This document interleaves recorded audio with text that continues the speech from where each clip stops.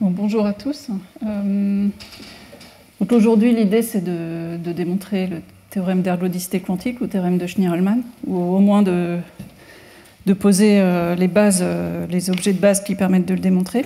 Donc, on va parler de procédés de quantification et de calcul pseudo-différentiel. Au départ, ça sera des choses relativement bien connues pour les spécialistes. Donc, je rappelle la formule qu'on avait donnée la dernière fois. Bon, pour l'instant, on est sur l'espace euclidien. Et on avait dit que quand on a une fonction qu'on peut voir comme une observable classique, donc une fonction de la position et de l'impulsion, on peut lui associer un opérateur qui va agir sur les fonctions sur RD. Et il y a un choix à faire, et j'avais choisi la quantification standard. Et on avait un petit peu parlé de la quantification de Weyl, mais pour le cours, le choix de la quantification n'aura pas énormément d'importance.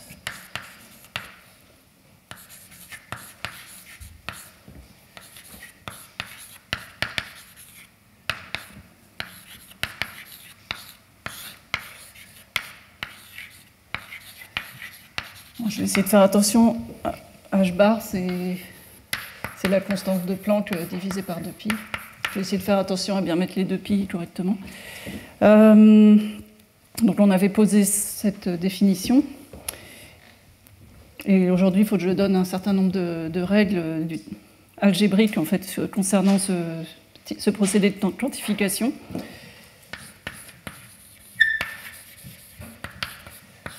Donc déjà, quand on fait le produit de deux opérateurs de ce type, donc c'est une classe qui est stable par produit, et on a une formule pour quand on fait A composé avec B, on a une formule explicite qui nous donne le nouveau symbole correspondant au produit des opérateurs.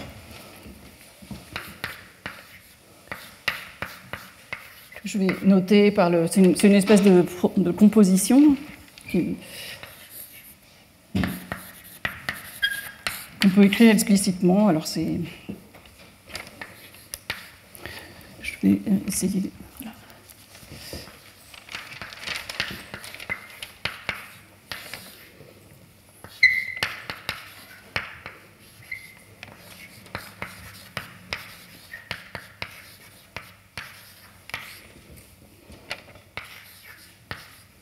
Alors là, on voit apparaître la transformée de Fourier de B par rapport à la première variable, par rapport à la variable de position.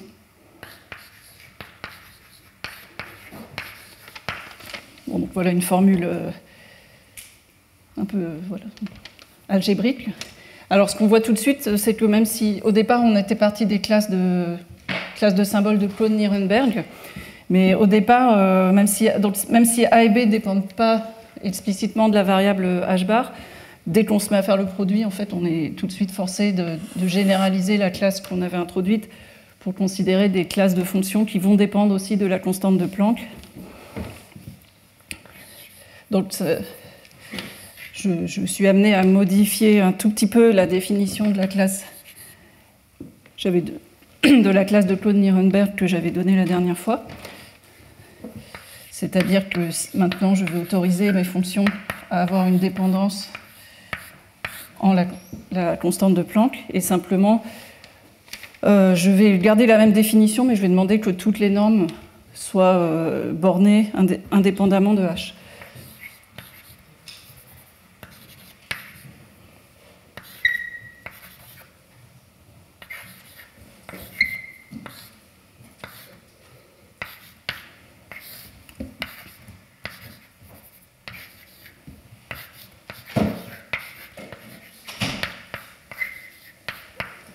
Et maintenant, si A dépend de H, je veux que ça soit uniforme pour H. Le but, c'est de faire tendre H vers 0, donc on va demander à ce que tout soit uniforme en H, quand H tend vers 0. Et ce qu'on peut montrer, c'est que si on part on fait d'un symbole A qui appartient à SM et B qui appartient à SN, alors le produit qu'on obtient, il faut faire attention, ce sont des intégrales oscillantes, ce n'est pas des intégrales absolument convergentes, ce sont toujours des intégrales semi-convergentes, mais on peut montrer que cette nouvelle fonction C, qui dépend de H, elle appartient à S M plus N.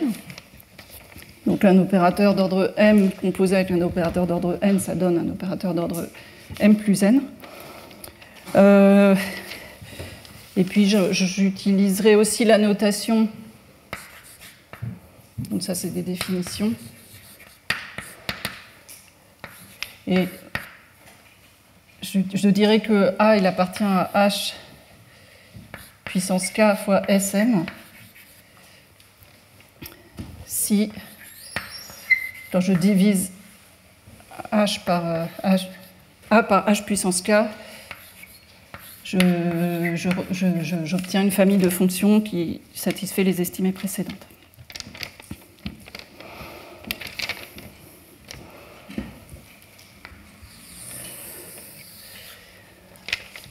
Alors en général, on ne se contente pas juste de cette formule-là. On veut faire ce qui s'appelle des développements asymptotiques semi-classiques.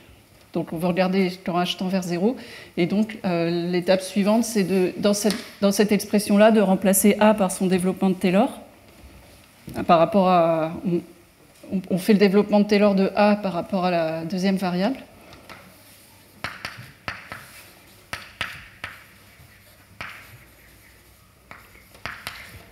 Bon, je peux le faire à n'importe quel ordre. Et si je remplace A par son développement de Taylor dans le Si, j'obtiens un développement de C qui peut être fait à tout ordre. Donc qui va...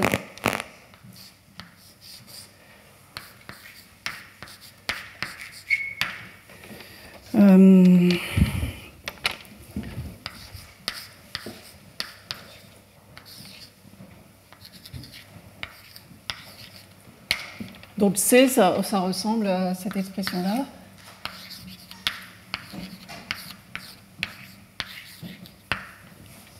Toujours en mix xi, plus un reste. Et ce qui est important, c'est de savoir estimer ce reste. Et ce reste, alors oui, encore peut-être une notation. Si j'ai un symbole A qui est la forme H puissance K fois un élément de la classe SM, je noterai les opérateurs qui sont obtenus comme ça.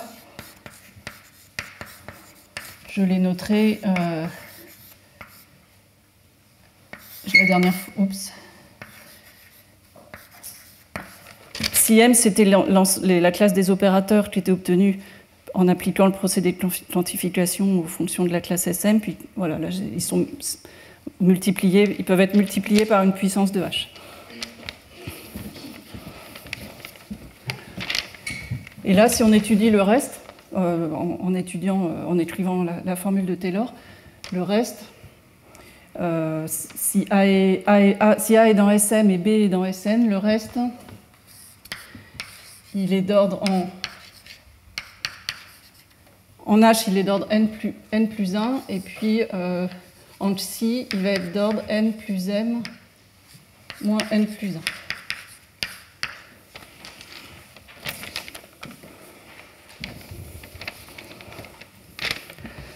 Alors plus tard dans le cours, ça n'interviendra pas dans le théorème de Schnirelmann, mais plus tard dans le cours, on aura besoin d'utiliser des classes de symboles un peu différentes de cette définition-là, qui sont parfois appelées classes de symboles exotiques, mais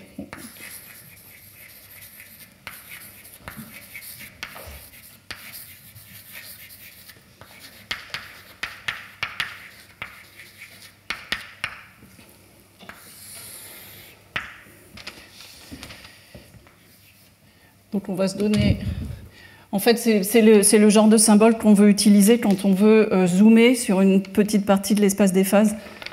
Donc on va se donner un paramètre ρ positif, et imaginons qu'on veuille maintenant, au lieu d'utiliser... Imaginons qu'on veuille dans l'espace d'esphase, donc position, impulsion, imaginons qu'on veuille essayer de zoomer sur des petites régions de taille h puissance ρ. On va être amené à devoir considérer des fonctions a dont les dérivées croissent polynomialement avec h. Donc on va introduire la classe de symboles SM indice ρ. La définition, c'est que je veux que si je dérive... Ça correspond vraiment à cette image, hein, c'est vraiment la classe de symboles qui apparaît naturellement si je veux essayer de faire des zooms dans des petites régions de l'espace des phases.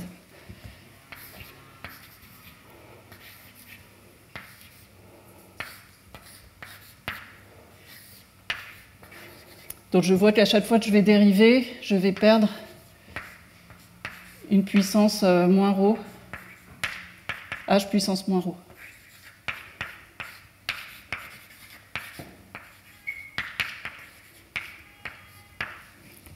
Donc c'est exotique, mais c'est assez naturel. Et je peux aussi avoir envie éventuellement de zoomer différemment en impulsion et en position. Donc je peux avoir envie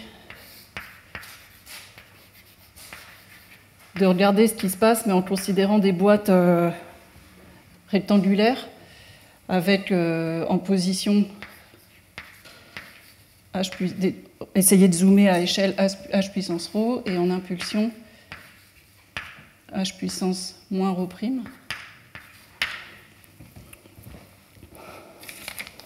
Et si je fais ça, je dois introduire une classe de fonctions qui va satisfaire que quand je dérive en impulsion,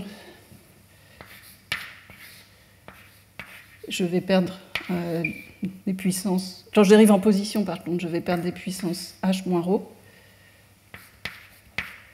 Et puis quand je dérive en impulsion, je vais perdre des puissances h moins ρ'.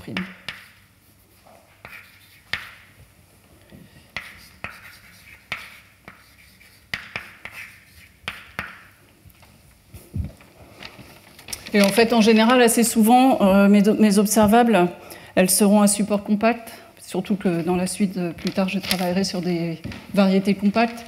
Donc, assez souvent, en fait, le M ne jouera pas énormément de rôle, parce que je regarderai juste des parties bornées de l'espace des phases. Donc, dans ce cas-là, je noterai, pour dire que c'est un support compact, je noterai S-comp.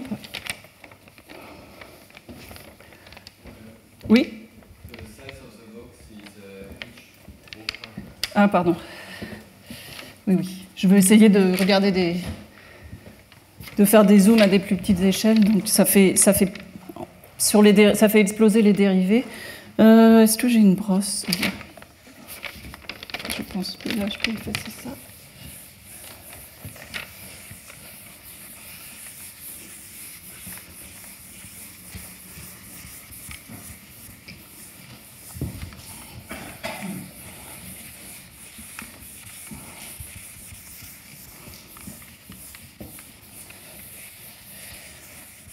Alors pour l'instant, il me semble que j'ai uniquement dit que mes opérateurs, ils étaient définis sur un espace pas très intéressant, l'espace S'. Mais évidemment, on va pouvoir les faire agir sur des espaces L2, hein, surtout quand on étudie l'ergodicité quantique, on veut étudier les fonctions de carré intégrable. Et donc, on utilise sans arrêt ce qui s'appelle le théorème de Calderon-Vaillancourt.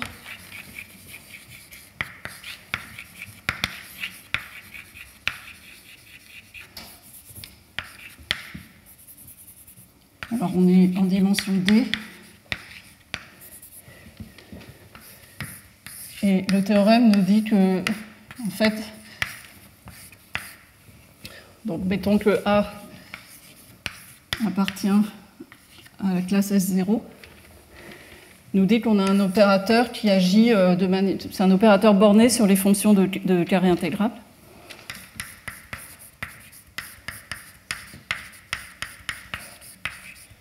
Et on peut majorer la norme. Alors, je ne vais pas avoir besoin d'une forme complètement optimale. On peut majorer la norme. Alors, pour l'instant, je vais écrire la forme avec h bar égale 1.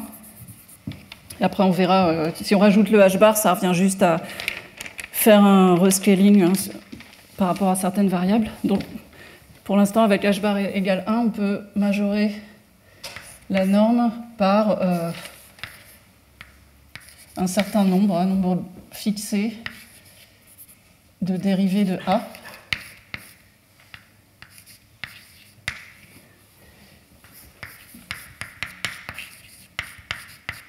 On a besoin d'un certain nombre de dérivées qui dépendent de la dimension et que je n'ai pas besoin d'expliciter.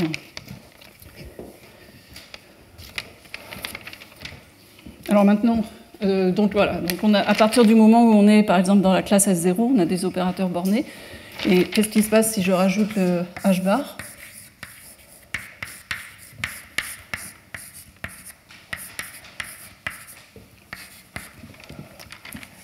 Alors, rajouter le h bar, au départ, dans ma définition,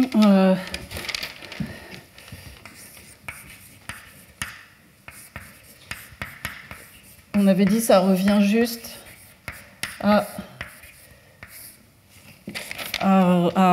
faire une homothétie sur la variable de Fourier, une homothétie de h bar.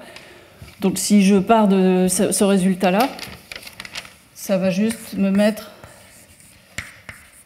Ça va me mettre un dh bar à la puissance bêta. C'est les dérivés en xi qui vont être concernés.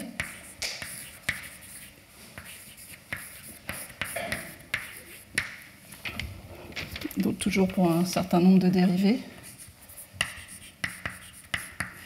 Donc si on peut l'écrire comme ça, ça fait jouer un rôle asymétrique à la position et à l'impulsion, ce qui n'est pas toujours satisfaisant. Et ce qu'il faut savoir, c'est qu'en fait, quand il s'agit d'estimer des normes d'opérateurs dans L2,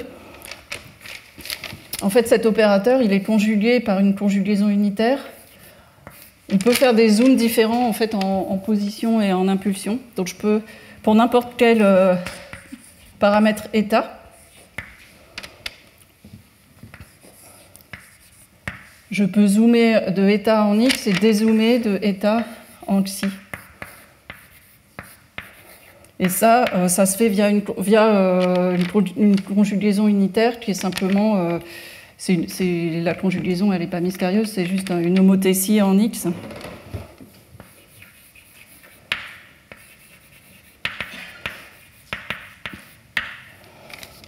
Donc, c'est pas le même opérateur, mais ils sont conjugués unitairement. Donc, ça, c'est une expression, si on veut, du principe d'incertitude, que si on veut zoomer de état en position, on doit forcément dézoomer en impulsion.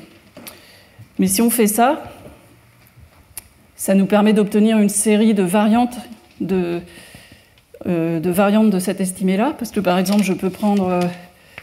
alors le choix le plus courant, c'est de prendre état qui est racine de h. C'est le choix qui est le plus symétrique en position et en impulsion. Si je fais ce choix-là, je vais obtenir l'estimée suivante. Les deux sont vraies, elles sont différentes, mais les deux sont vraies. Alors ça, c'est le choix qui fait jouer des rôles symétriques à x et à xi.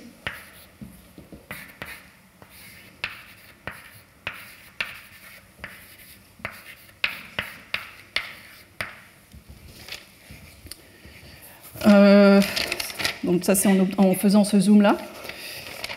Et en faisant un zoom, je peux faire un zoom un petit peu dissymétrique aussi.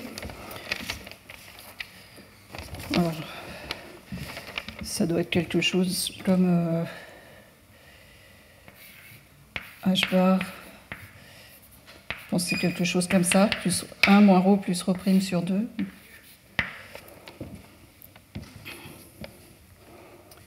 Et donc c'est aussi vrai. Il y a des versions où on zoome de manière différente en position et en impulsion.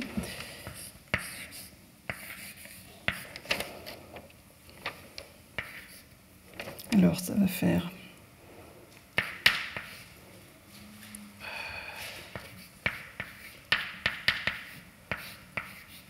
Ça, c'est utile dans le cas où on veut faire des zooms avec deux paramètres différents.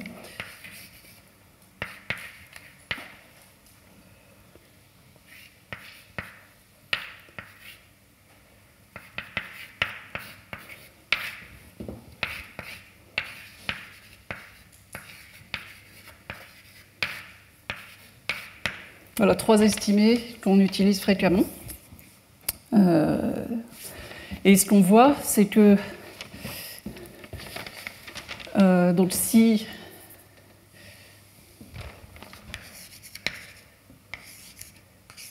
on prend en particulier, si on s'intéresse à ces classes de symboles exotiques,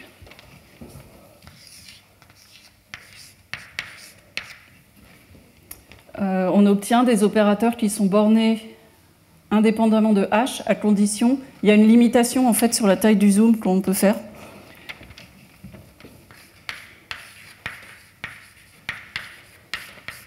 Donc on a des opérateurs qui sont bornés indépendamment de h.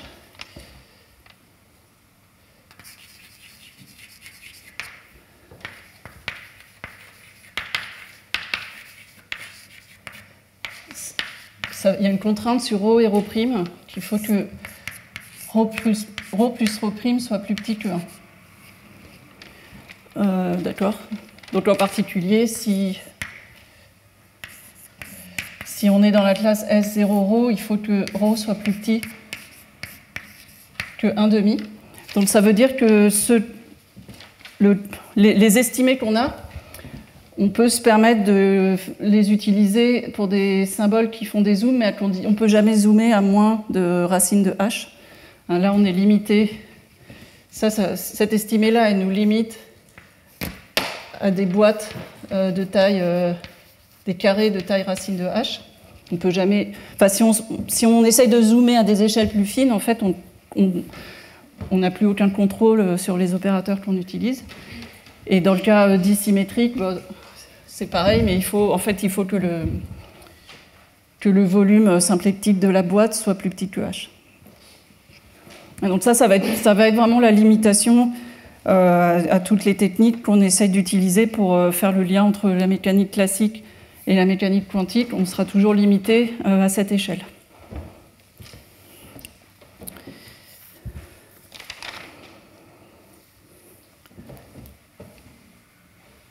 Ok. Donc, maintenant, je peux parler du théorème d'Egorov, dont Francis. Donc moi, en fait, oui, j'ai pas dit, mais tout mon cours, ça sera des choses à une particule. Tout à l'heure, Francis parlera de problèmes plusieurs corps, et il nous parlera aussi des questions qu'il s'est posées sur le théorème d'Egorov dans ce contexte à plusieurs corps.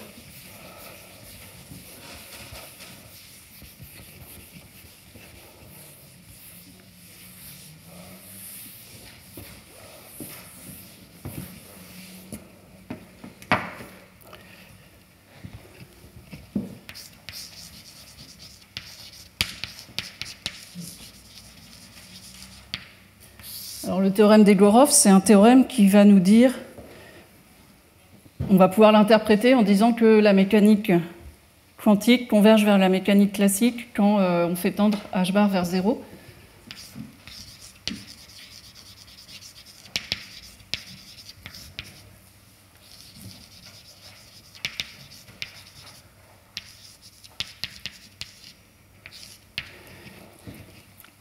Et on va partir de...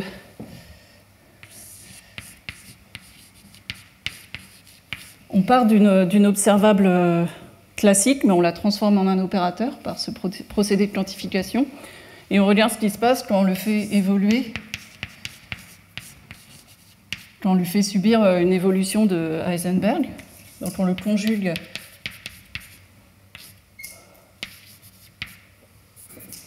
On le conjugue comme ça par un opérateur unitaire. Et on suppose que cet opérateur P, il est lui-même obtenu en quantifiant une observable classique. Alors le cas vraiment standard, c'est l'opérateur de Schrödinger.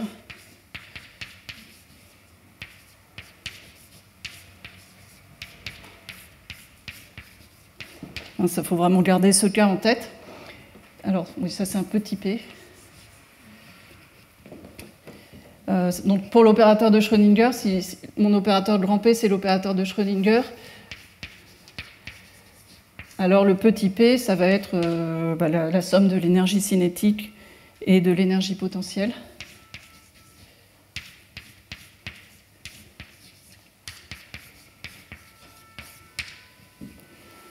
Alors, quand on est sur RD, avec le Laplacien euclidien, c'est vraiment exactement ça. Et quand on est sur une variété, il va y avoir, plus généralement, si on prend une métrique autre que la métrique euclidienne, il va y avoir des termes qui tendent vers 0 quand h tend vers 0.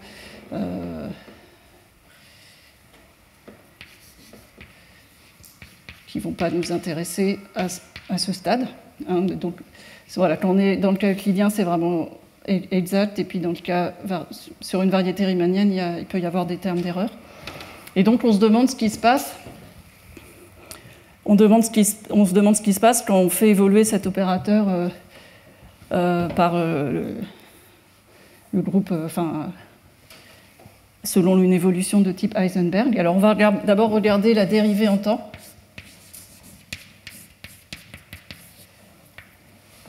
Alors, je vais l'écrire sur la même ligne.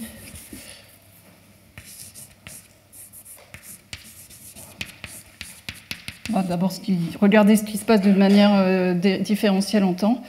Si je dérive ça en temps, j'obtiens I sur h bar fois le commutateur de l'opérateur P, donc le commutateur de l'opérateur P et de l'opérateur A.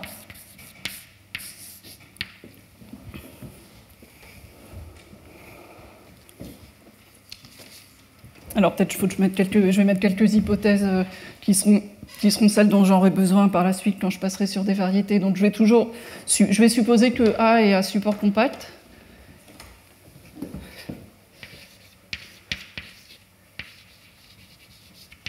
Mais éventuellement, je pourrais avoir besoin de supposer qu'il appartient à une classe de symboles exotiques. Donc, et P, par contre,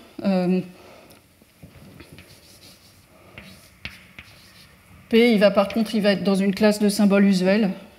Il est dans la classe SJ. Dans cet exemple-là, c'est J égale 2. C'est un opérateur.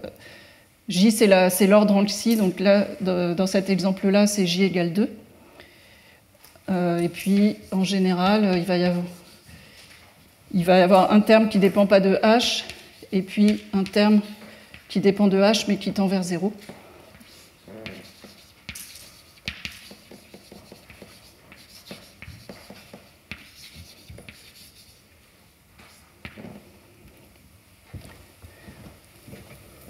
Alors, si j'applique, c'est dommage que ça ait été effacé, mais si j'applique ce que j'avais dit tout à l'heure sur ce qui se passe quand on fait le produit de deux opérateurs pseudo-différentiels,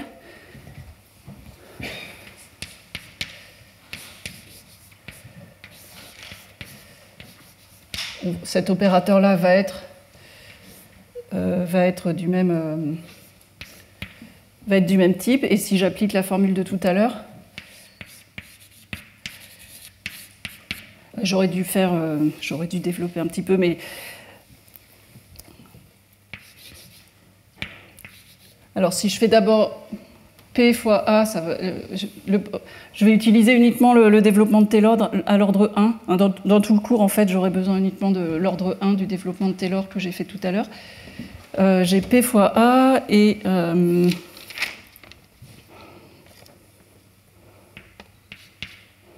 alors si je fais à l'ordre 1, ça fait somme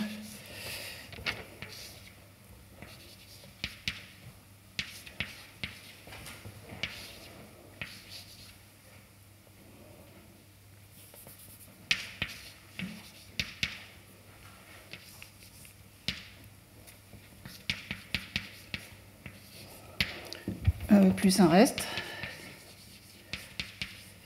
Ça, c'est pour P fois A, et après, je dois soustraire moins A fois P.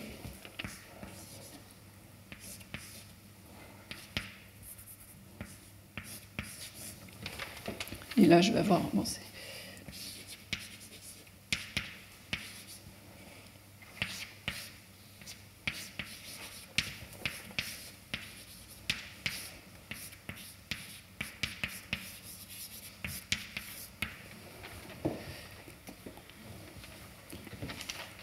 qui fait que, bon, déjà, il y a le terme principal qui s'annule. Et il va rester des termes... oui, c'est ça. Il reste des termes d'ordre avec un H devant, mais qui vont se resimplifier avec le H qui est ici.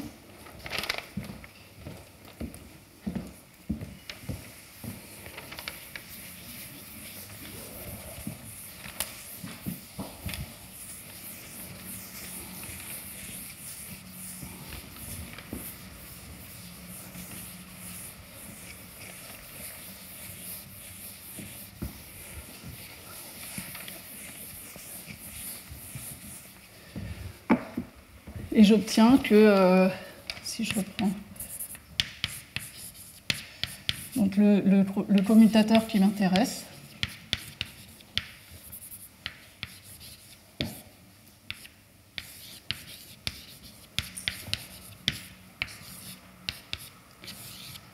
donc le terme principal, ça va être, on va voir apparaître le crochet de Poisson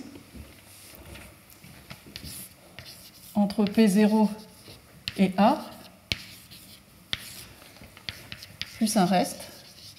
On va vouloir dire que le reste tend vers 0. Donc ça. Alors le crochet de Poisson, c'est le crochet de Poisson usuel en géométrie symplectique.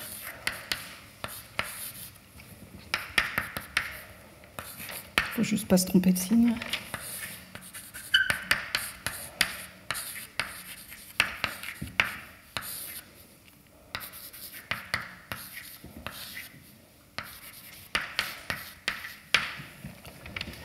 Donc je parlerai un petit peu plus de l'interprétation dynamique de ce crochet de Poisson. Et le reste, alors avec les hypothèses que j'ai mises, que A est à support compact et appartient à une classe de symboles possiblement exotiques, en fait on peut montrer que le reste, il reste à... Une fois qu'on a choisi A à support compact, le symbole va toujours rester à support compact. Ce qui nous intéresse surtout, c'est les puissances de H qui vont sortir.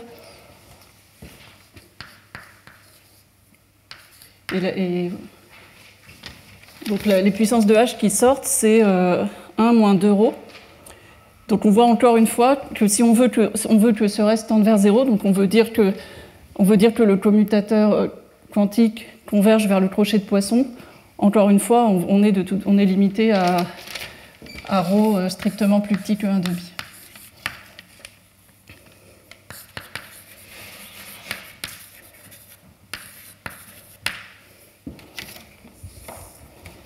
Donc ça, c'est vraiment toutes les techniques qu'on utilise, elles sont complètement limitées par ça.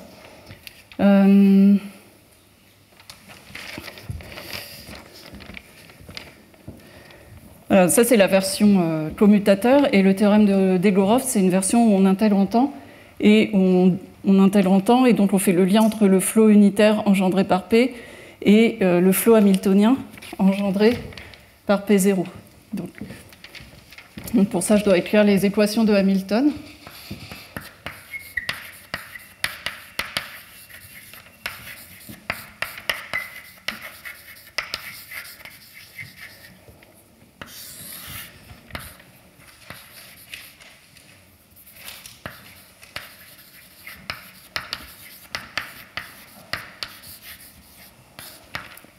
Donc c'est les équations de Hamilton, bien connues en mécanique classique. C'est un système d'équations différentielles d'ordre 1. X point égale dérivée de P0 par rapport à xi. Et xi point moins dp0 par rapport à x. Et on va appeler φt le flot des solutions.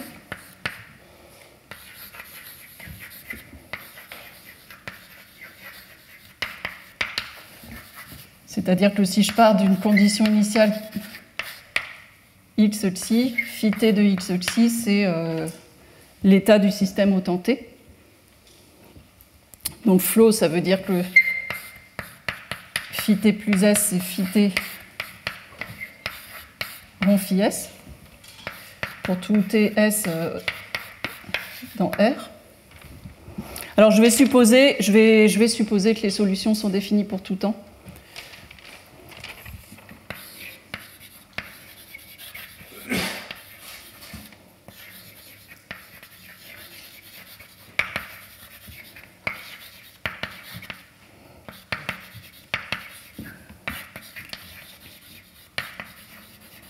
On va supposer que cette équation, ce système d'équations différentielles, donc ça c'est des conditions sur P0 hein,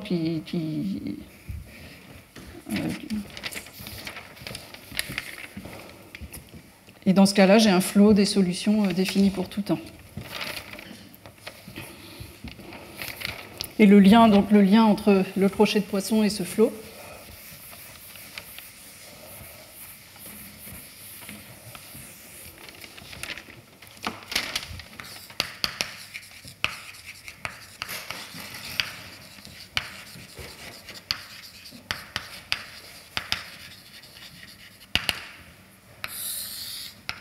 c'est que si je prends une observable classique A et que je la transporte le long du flot et que je dérive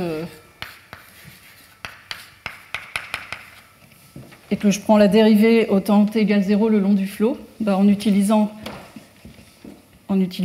les équations et la règle de Leibniz, on obtient qu'on retombe sur le crochet de Poisson. Donc de la même manière en fait que le commutateur des opérateurs est obtenu en dérivant la loi d'évolution de Heisenberg au niveau quantique, le crochet de Poisson il est obtenu en dérivant le flot hamiltonien. Et à partir de ça, on peut démontrer, je ne vais pas donner les détails, hein, mais c'est vraiment en intégrant ça, on peut démontrer le théorème d'Egorov.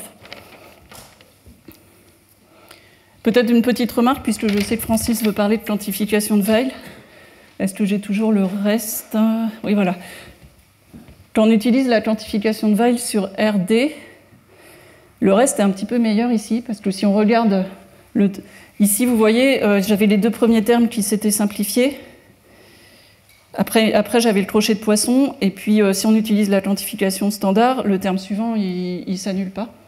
Si on utilise la quantification de Weil, elle a une propriété de symétrie qui est meilleure, qui fait que le terme suivant est de nouveau symétrique et s'annule. Et quand on utilise la quantification de Weil sur RD, en fait, le reste, si on regarde les puissances de H, sont un peu meilleures. Ce qui fait que le théorème d'Egorov est un petit peu meilleur sur RD. Mais comme moi, mon but dans la suite, c'est de passer à des variétés, de toute façon, on perdra complètement cet avantage de Weil par rapport à la quantification standard.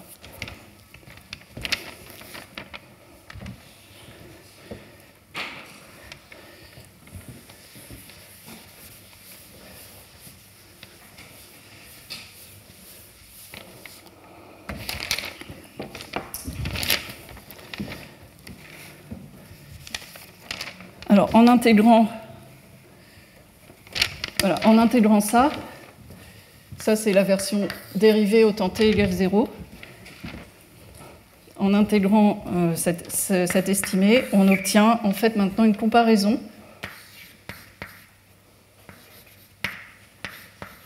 entre...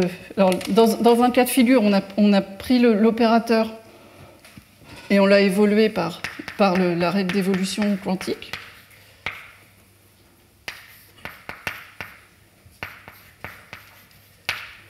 Et dans l'autre cas de figure, on a pris l'observable et on l'a évolué par transport le long des trajectoires classiques. Et ensuite, on regarde l'opérateur associé. Et donc le théorème d'Egorov nous dit que la différence entre les deux, on peut la majorer. Alors on va toujours s'intéresser à des normes de L2 dans L2 hein, dans le cours.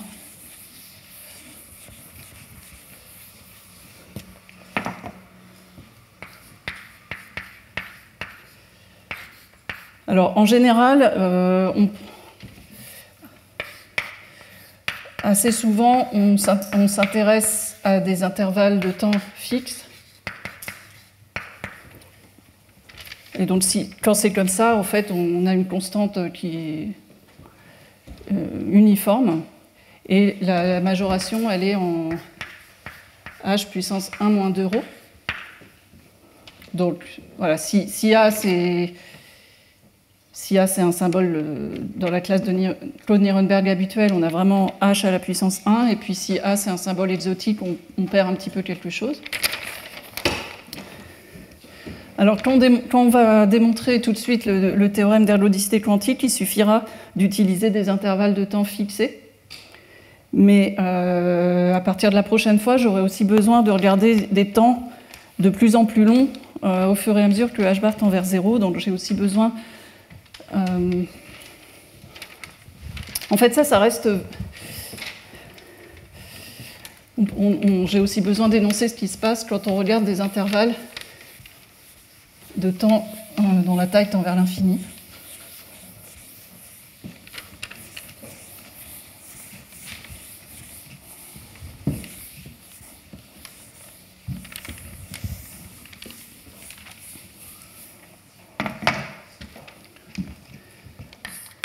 Donc si maintenant on veut regarder des intervalles de temps autorisés, donc autorisés à tendre vers l'infini, on peut majorer la différence entre les deux évolutions. Alors on perd quelque chose qui est linéaire en temps.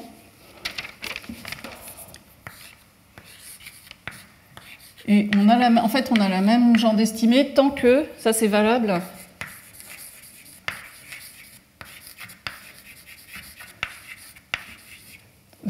tant que... En fait, ce qui nous limite en temps, c'est de savoir, quand on écrit cette estimée, on a besoin de savoir que la fonction A transportée par le flot est toujours dans une classe de symboles acceptable.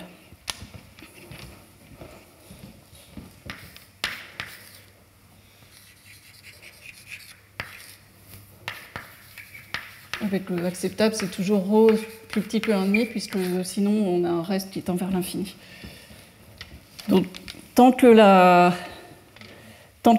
le symbole propagé par le flot reste dans une classe acceptable, on peut écrire ce genre d'estimée. Alors, toute la question, c'est de savoir pendant combien de temps cette fonction va rester dans une classe de symboles acceptable. Ça dépend complètement du flot hamiltonien qu'on est en train de regarder, mais typiquement,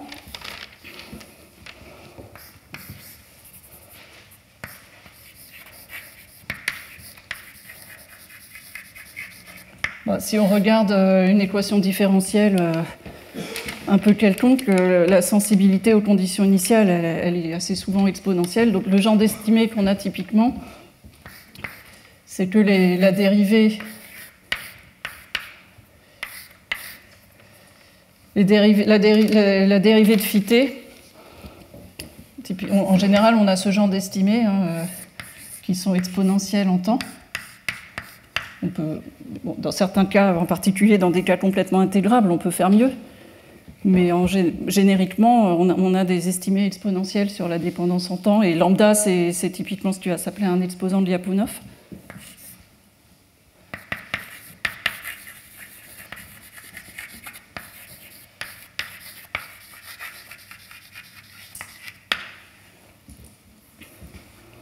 Alors, si on part de ce genre d'estimée, et si par exemple A, si A au départ était dans une classe de symboles usuelle, si maintenant on se met à la transporter par le flot, et si on veut que ça soit dans une classe, que ça reste dans une classe de symboles acceptable, on peut, enfin juste en partant de cette estimée-là, on peut montrer que il y a un temps limite où on sort d'une bonne classe de symboles, c'est ce qui s'appelle souvent le temps d'Ehrenfest.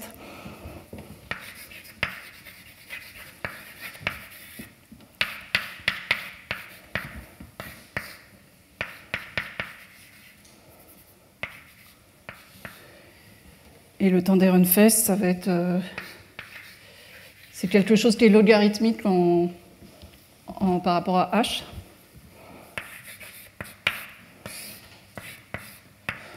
Et si on veut rester dans une classe de symboles exotiques associés au paramètre ρ, ici on va avoir ρ ici. Donc, et comme typiquement, il faut penser que ρ, c'est quelque chose, c'est à peu près 1,5, quoi. On essaye de se rapprocher de 1,5, donc ce ρ-là, il faut y penser comme étant quelque chose qui est légèrement plus petit que 1,5. Donc ça, c'est une limitation. Ça, c'est vraiment... en fait, c'est le temps jusqu'auquel on peut dire que la mécanique classique est une bonne approximation de la mécanique quantique.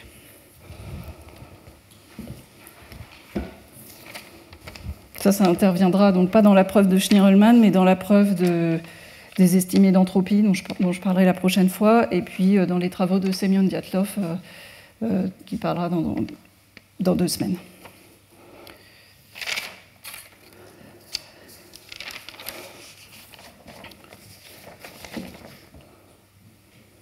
C'est des constantes qui explosent ou non, là, le C, c'est... La constante là n'explose pas. Enfin, l'explosion, elle est vraiment là.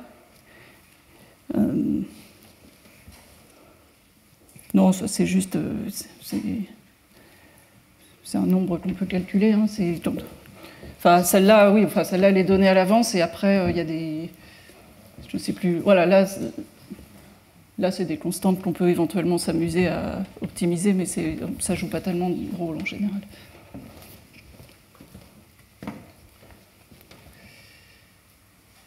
Ok.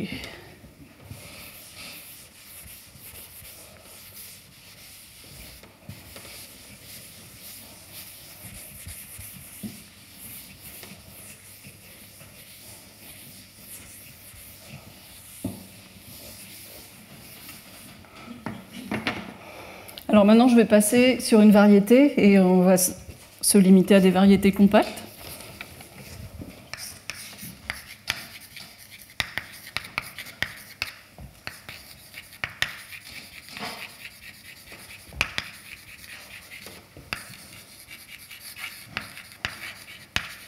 Bon, en général, moi, les variétés, je les dessine comme des surfaces de genre plus grand que 1, c'est parce que j'ai l'habitude des variétés de courbure négatives. Hein. Alors, je ne vais pas écrire très en détail la définition de procédé de quantification sur une variété.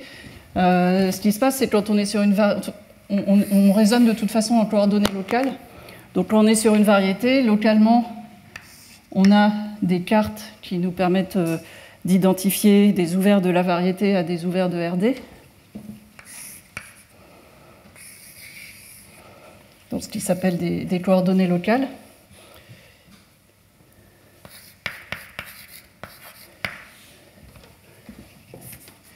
Et quand est-ce qu'on va... Si j'ai un opérateur qui est défini sur les fonctions C infini de M,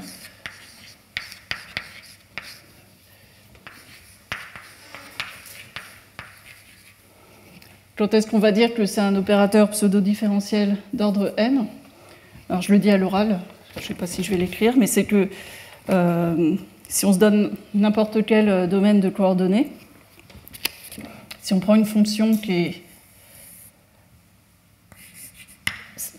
est à support compact dans cet ouvert, du coup on peut la ramener à une fonction d'ORD, on peut exprimer cette fonction en coordonnées locales, et dans ces coordonnées-là, l'opérateur A, il agit par la formule que j'ai écrite tout à l'heure.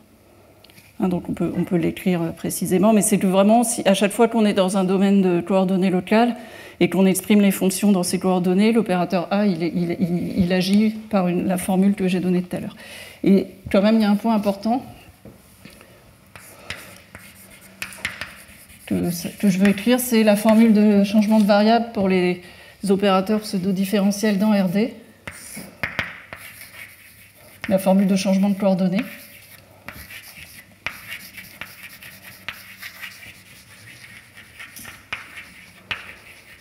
C'est cette formule-là qui nous dit que la définition que j'ai dite à l'oral a vraiment un sens.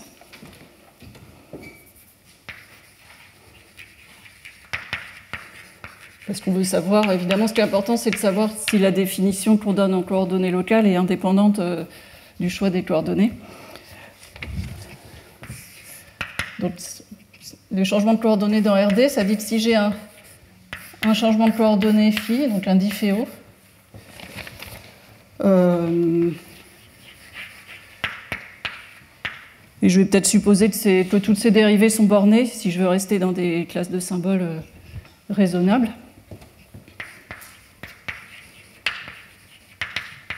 Je suis obligée de dire ça parce que RD n'est pas compact, et donc je suis obligée de préciser ça.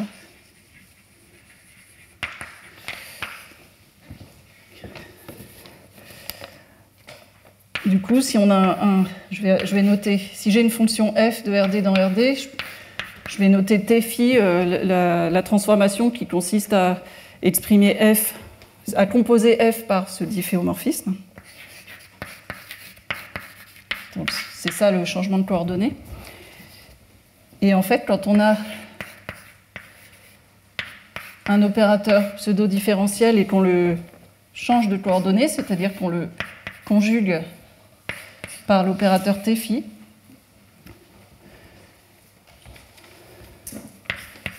ce qu'on peut montrer, c'est que ça reste un opérateur pseudo-différentiel. Alors la fonction a, elle est modifiée. Peut-être je vais l'appeler a phi.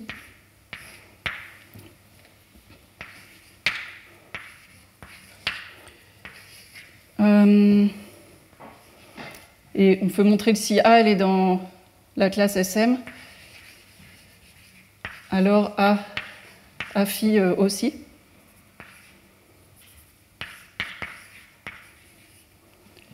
Et puis ça reste vrai pour les symboles exotiques. À condition, il faut faire un petit peu attention. Là, s'il y a deux paramètres, il faut faire un petit peu plus attention. Ça commence déjà à être dangereux.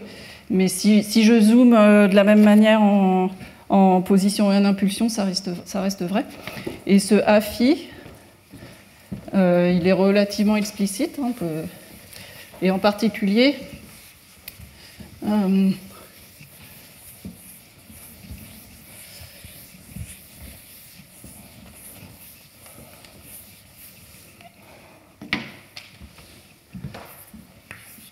le nouveau symbole, en fait,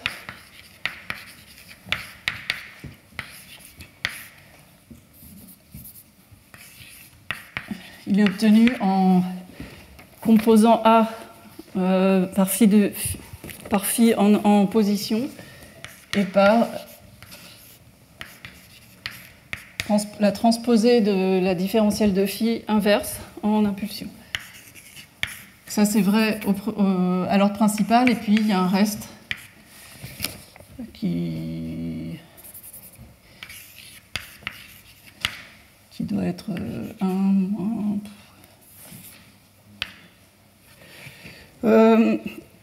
Ouais, je ne l'ai pas eu.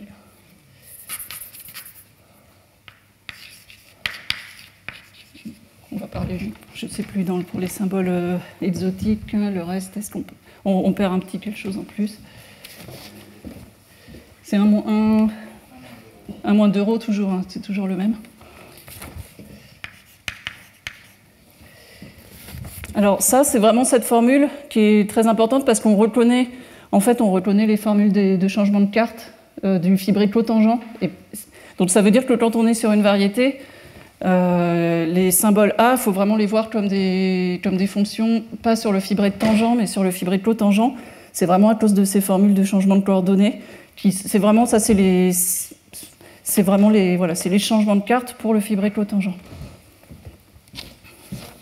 Donc le fibré cotangent,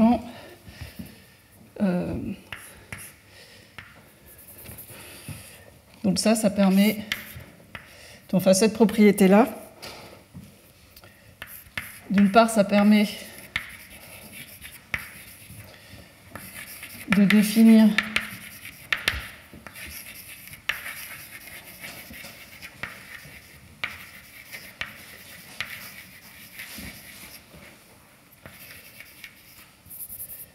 ça permet de définir les classes de symboles de Claude Nirenberg comme fonction sur le fibré cotangent, indépendamment du choix de système de coordonnées. Et puis ça permet de définir. Alors on peut définir. C'est pas du tout. C'était déjà pas canoniquement défini sur RD, mais ça l'est pas plus sur une variété. On peut définir un procédé de quantification qui part d'un symbole dans la classe SM et qui lui associe un opérateur dans voilà, donc, bon, si M, c'est ce que j'avais énoncé à l'oral, c'est la définition énoncée à l'oral tout à l'heure. Donc on peut définir comme ça un procédé de quantification. Je n'écris pas les détails parce que c'est un petit peu laborieux, mais la construction, c'est vraiment on utilise des cartes sur la variété, on utilise la formule dans chaque carte, et après on utilise une partition de l'unité pour tout remettre ensemble. Donc on voit que ce n'est pas du tout canonique, ça dépend. D'une part, ça dépend des coordonnées locales qu'on a choisies. Et par ailleurs, même dans les coordonnées locales, on peut choisir Veil, on peut choisir la quantification standard. Enfin, c'est vraiment pas quelque chose de canonique, mais ça l'est à l'ordre principal. Donc il y a... on peut définir quelque chose qu'on appelle le symbole principal. Alors peut-être pour le symbole principal, je vais partir vraiment des classes usuelles.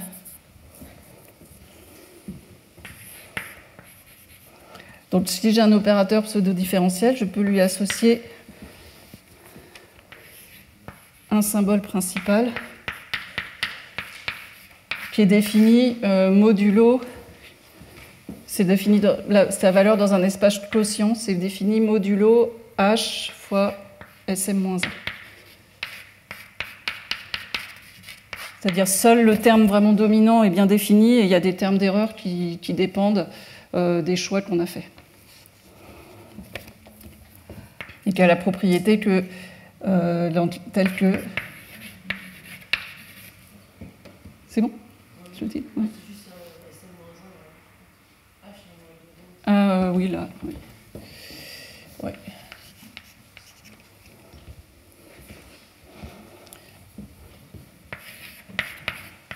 Alors le sigma, il a la propriété, le symbole principal, que si on prend A et on prend l'observable classique A, on construit l'opérateur associé et on reprend le symbole, on retombe sur A modulo des termes d'erreur.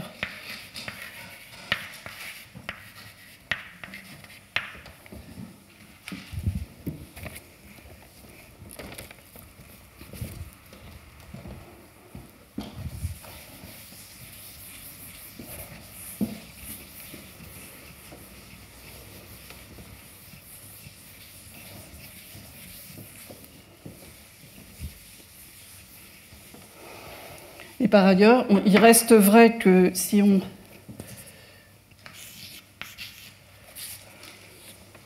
Il reste vrai que les propriétés qu'on avait vues dans RD, que si on prend le symbole principal du produit, c'est le produit des symboles principaux.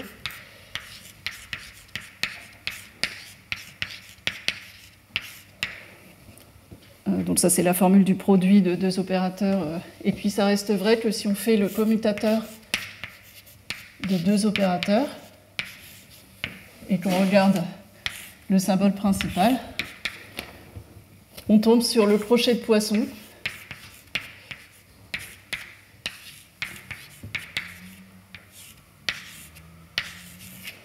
fois... alors il y a un... Oui. H bar sur I fois le crochet de Poisson.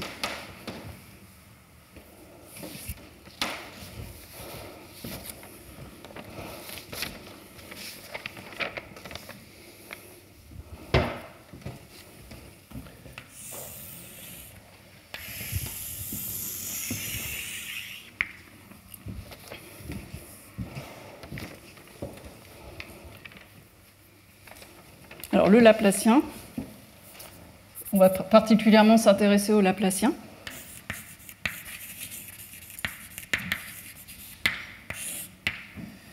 Donc ma variété M, elle est munie d'une structure riemannienne, ça veut dire que j'ai un produit scalaire sur chaque espace tangent.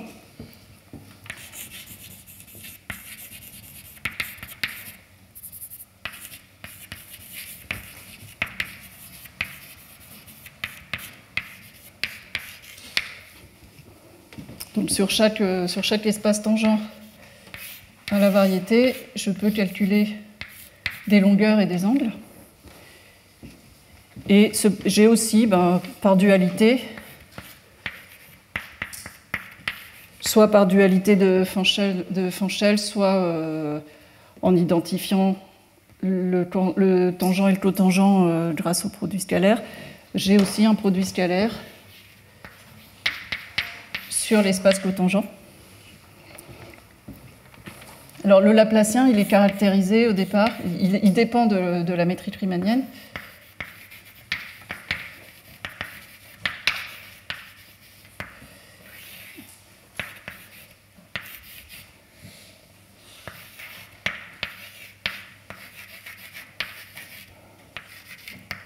Il est caractérisé par une formule si on veut, d'intégration par partie, qui dit que j'ai oublié d'ailleurs quel est son nom, mais l'intégrale de Laplacien phi fois psi, pour la mesure de volume,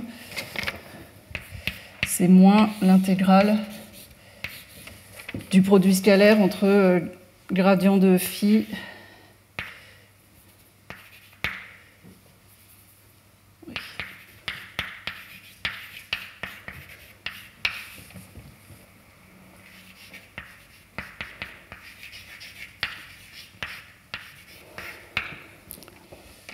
Donc là, la métrique, elle intervient à plusieurs endroits. Elle intervient dans la définition de la mesure de volume et elle intervient aussi dans la définition du produit scalaire.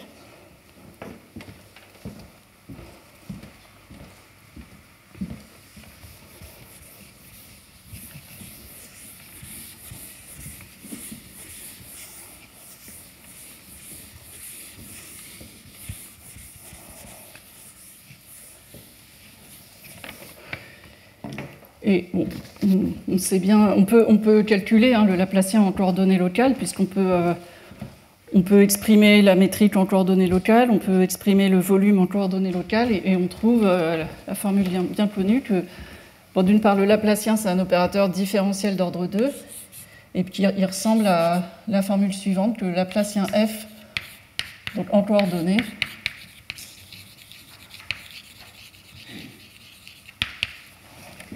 le Laplacien f, si je regarde que les termes d'ordre 2,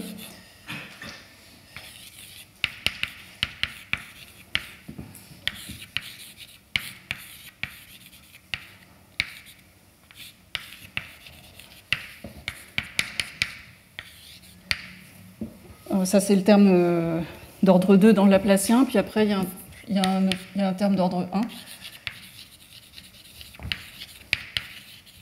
Enfin, un opérateur différentiel d'ordre 1.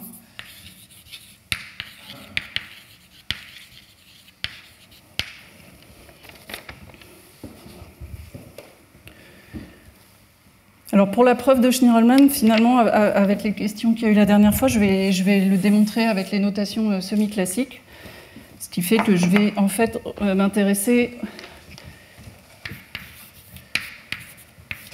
En fait, je vais m'intéresser en réalité à l'opérateur Laplacien semi-classique.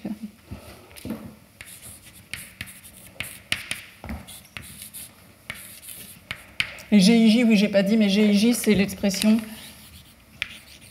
de... C'est la matrice... C'est l'expression en coordonnées locales de G étoile.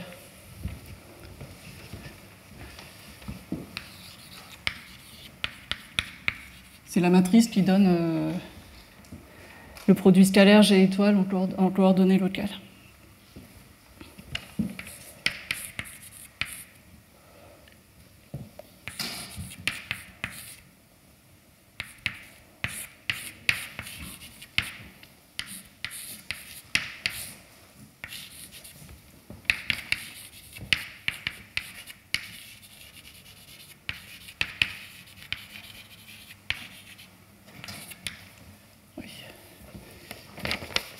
Donc le terme, bon, là c'est juste l'expression du Laplacien semi-classique, et on voit ici le symbole principal, c'est ce qui correspond à ce terme-là.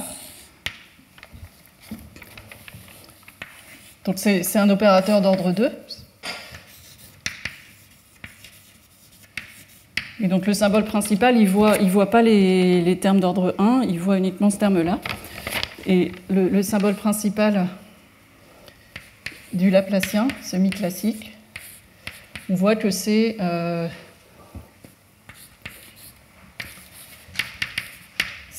somme des GJ de x, psi x, psi j. Autrement dit, c'est la norme de psi au carré pour la métrique riemannienne. Alors je vais l'appeler P0 pour garder les notations de tout à l'heure, hein, quand j'avais fait le théorème d'Egorov.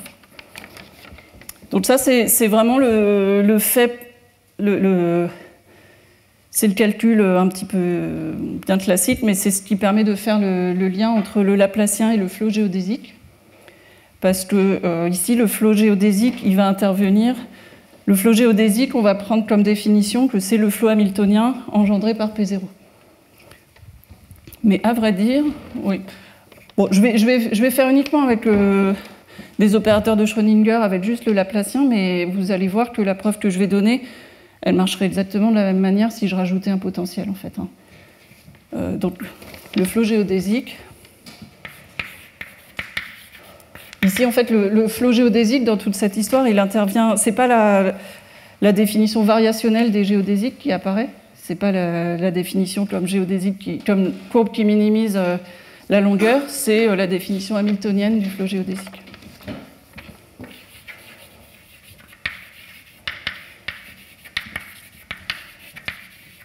Donc le flot géodésique phi t.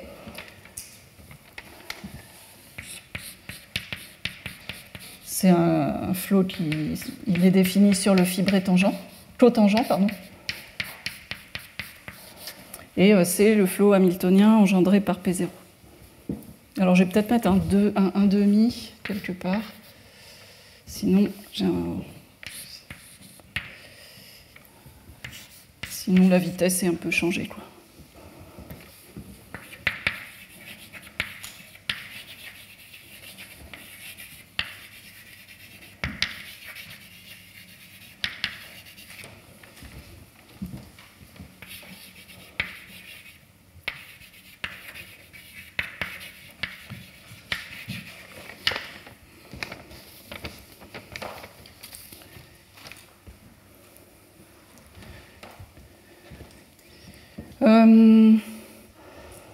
Et à vrai dire, j'ai presque envie de rajouter un potentiel, juste pour qu'on voit que ça ne change vraiment rien.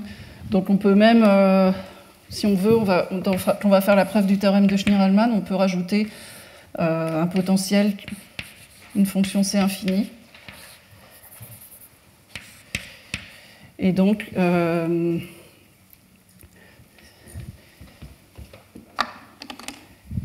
maintenant, si on s'intéresse à l'opérateur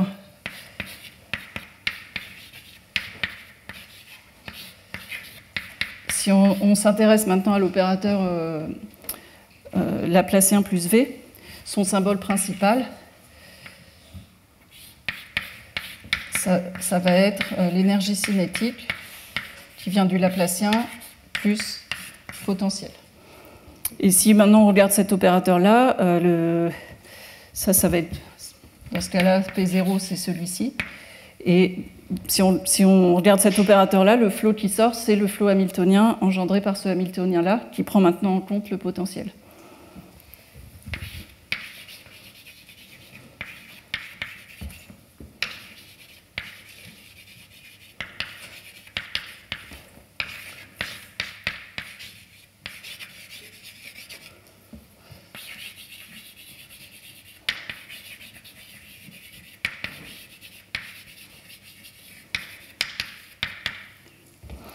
Et peut-être,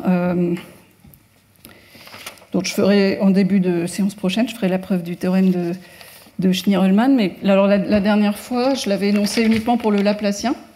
Je peux maintenant l'énoncer peut-être pour un opérateur comme ça plus général, pour qu'on voit, en particulier pour répondre à une question qui avait été posée sur est-ce que la limite qu'on obtient elle dépend de la couche d'énergie ou non. Donc dans ce cadre-là, il va s'énoncer sous la forme suivante. Alors dans le cas semi-classique, c'était Elfer, Martinez, Robert qui l'avaient démontré. L'énoncé que je vais donner, c'est pas tout à fait de l'heure, mais ça y ressemble fort.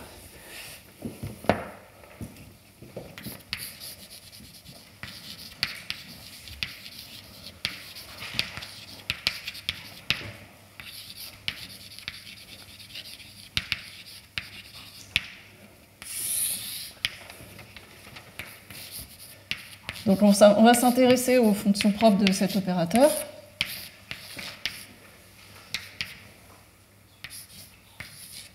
Et donc tout dépend a priori de H bar. Hein.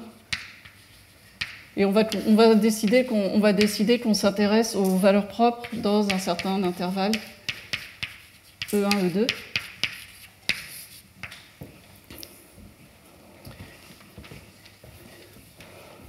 Et on va supposer que dans toutes ces... Sur tout cet intervalle d'énergie, sur chaque couche d'énergie, on a un flot hamiltonien qui est ergodique pour la mesure microcanonique. Donc je vais appeler M, E, c'est la mesure.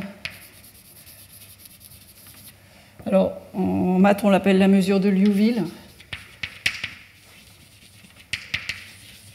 Sur le niveau d'énergie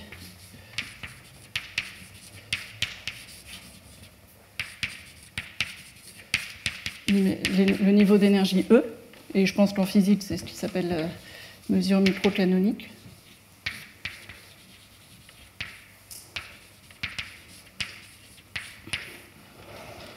Et on va supposer... Alors peut-être qu'il faut que je lui donne un nom, celle-ci. Comment je vais l'appeler?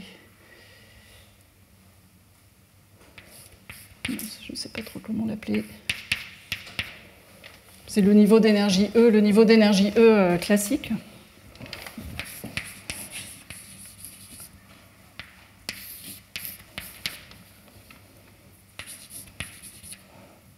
Alors, chaque niveau d'énergie est préservé par le flot hamiltonien.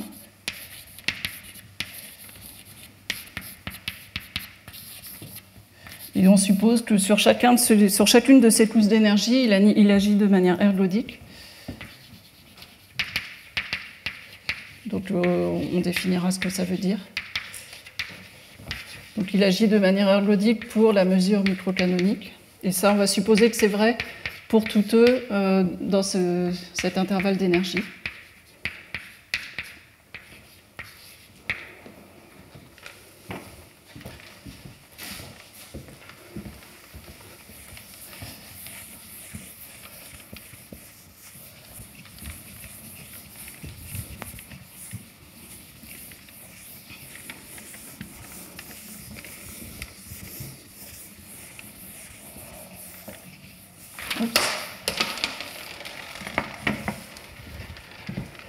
Alors, on prend une base orthonormée, oui, je ne vais pas l'écrire, mais à chaque fois, il faut prendre une base orthonormée de fonctions propres.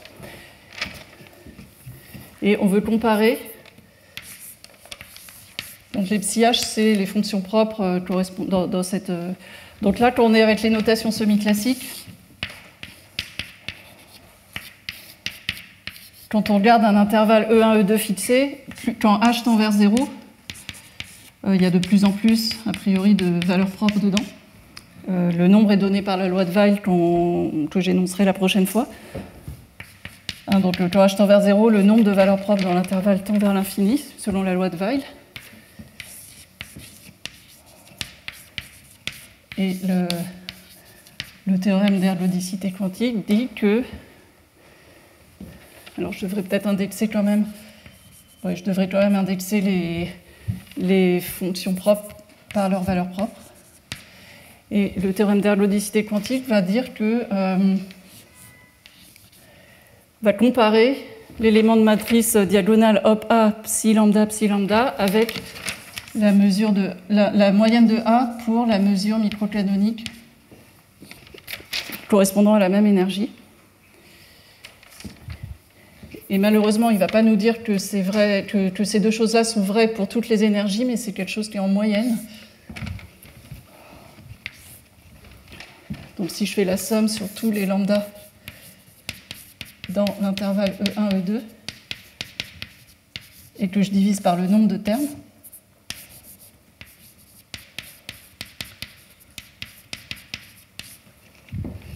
ça tend vers 0 quand H tend vers 0. Donc, un peu comme ce qu'on avait dit la dernière fois, j'ai une moyenne de termes positifs, et cette moyenne est petite. Ça ne veut pas forcément dire que tous les termes sont petits, mais ça veut dire que la plupart des termes sont petits. C'est un petit peu, on avait vu ça aussi dans l'exposé, enfin, Anatoly Dimarsky avait aussi mentionné ce genre de choses, où il se peut qu'il y ait quelques états individuels, il se peut qu'il y ait un petit nombre d'états où la différence en fait est grande, mais quand même pour la plupart, c'est ce qu'on appelle aussi, ça c'est une sorte de convergence L1, et ça implique la convergence en proba, enfin autrement dit, la plupart des termes sont petits dans la somme. Donc bon, ça va être l'heure d'arrêter, mais ça c'était pour répondre à la question que tu avais posée. En fait, d'habitude, quand on considère uniquement le Laplacien, c'est un Hamiltonien qui est homogène, et donc en fait toutes les couches d'énergie sont les mêmes, ce qui fait que dans ce cas-là, on décide souvent de travailler avec des fonctions A qui sont aussi les mêmes sur toutes les couches d'énergie. Et on ne perd aucune information en faisant ça. Mais simplement, quand on l'écrit pour le Laplacien, après, en général, la limite a l'air de ne pas dépendre de la couche d'énergie. Mais si on se met à écrire le théorème pour des Hamiltoniens plus généraux, la limite ici, c'est la mesure microcanonique, mais pour l'énergie qui est la même que la valeur propre. Voilà, donc ça, c'est maintenant j'ai tous les outils quasiment pour faire la preuve. Et ça, voilà, comme je disais, cette version-là de l'énoncé, c'est quasiment la version de Elfer, Martinez, Robert, sauf que eux, au lieu de prendre une fenêtre d'énergie fixée E1, E2, ils prenaient une fenêtre qui se concentre sur une énergie précise, de manière à n'avoir à supposer l'ergodicité que sur une couche d'énergie. Parce que comme en fait, la propriété d'ergodicité, c'est pas forcément stable par petites perturbations. Donc en général, supposer qu'on a l'ergodicité dans tout un ouvert d'énergie, c'est pas complètement évident en fait. Par exemple, on sait construire des systèmes hamiltoniens qui sont ergodiques sur une couche d'énergie, mais c'est pas complètement clair que l'ergodicité va rester sur les couches d'énergie voisines. Donc la forme énoncée par Elfer, Martinez, Robert, en fait, suppose uniquement l'ergodicité sur une couche d'énergie. Et on peut faire la même chose, mais dans ce cas-là, il faut prendre un intervalle qui décroît vers la couche d'énergie. Voilà, on va faire un quart d'heure de pause.